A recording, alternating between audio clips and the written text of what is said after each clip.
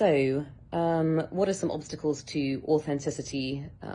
Very common themes I see a lot in my clients, all of whom are very successful people. Or, why do we get disconnected with our gut instinct? Why don't we know who we truly are at points and what we really want? I think one common thing I see is people pleasing. I was thinking of a client who's really bright geneticist, really successful, but as a little girl, she was often silenced at the dinner table. Her siblings' voices would seem to be valued more, and that carried through to work, not wanting to speak up in meetings, having sort of a lack of self-esteem and self-worth, despite being a highly accomplished and really wonderful woman as well. So if you've maybe grown up with maybe slightly controlling parents, possibly lovely, but, be a good girl, do this, you may not necessarily always speak your truth. Perhaps you're someone who's quite empathetic and you want other people to feel good, or maybe you want to rescue other people to save them from their difficult feelings. This can obviously be caring to a degree, but also dysfunctional. It can feed codependency, putting others' needs ahead of your own. Minimizing is a really common cognitive distortion, as they would say in cognitive behavioral therapy, where you minimize how you really feel.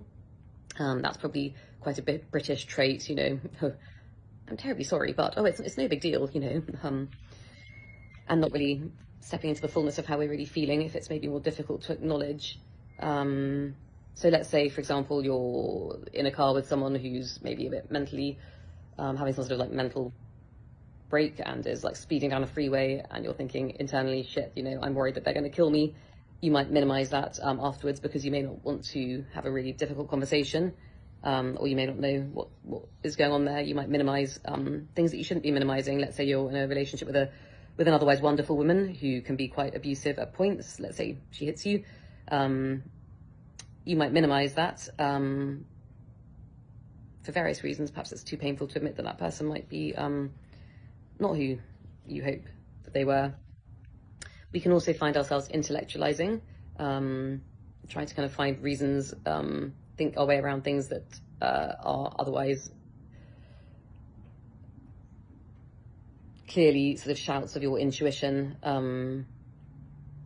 Let's say again, just dating example, you've been dating someone for, let's say, 10 years, and your gut has regularly told you this person isn't quite right, whether it's them having meltdowns in supermarkets over something really random, and you're like, what the hell is going on? Or perhaps you're a really positive person and they're very draining, and you champion them, and they're sort of the opposite, not championing you at key life moments.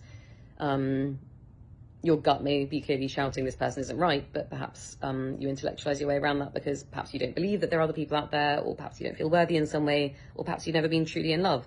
So it can be quite easy to intellectualize, to think with our heads, versus trusting the body and the gut and listening to what that's really saying, which might be, God, I really can't handle this for the rest of my days. This is regularly very draining.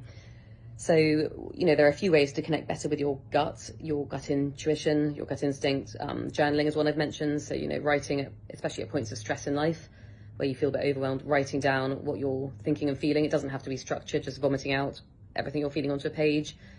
I find it helpful to reflect on that a couple of weeks later,